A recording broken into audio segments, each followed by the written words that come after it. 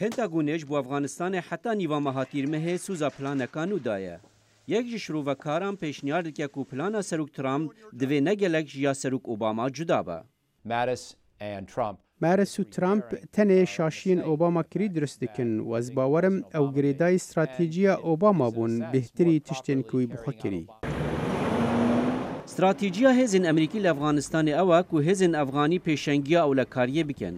مایکل اوهنلن دبیجه اف شاشیه که کو پشتوانی امریکا جه 100,000 سربازین امریکی جگولانا 2011 دی ببه کمتر جه 10,000 سربازان دناوبرا 4 سالان دا.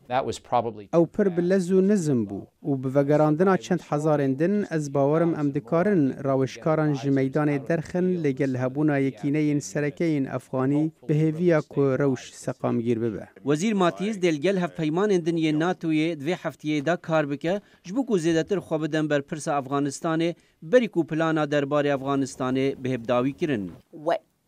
ام دوید هزرا هنده بکین او دکارم به چه آوائه که دن آلی کار بن. وجا از دزانم هر کس دخوازه بزانه ده چه ببه. لی وزیر بهوری هزر دکه که قمانداران چه پیدویه. برپرس دبیجن استراتیجیان و هر وها ده پیوستی پراوستاندن آلیکاریان حکومت پاکستان بج بو پشتوانی طالبان و ده هوجه راوستاندن آلیکاری هرمی به بو گشدان دولت اسلامی داعشه. راوشت گل داعش افغانستان باشتر نابه. ما پرسگریکک هیا و دوی اموانج ناو بینو بالا خواه بدین و پرسگریکه.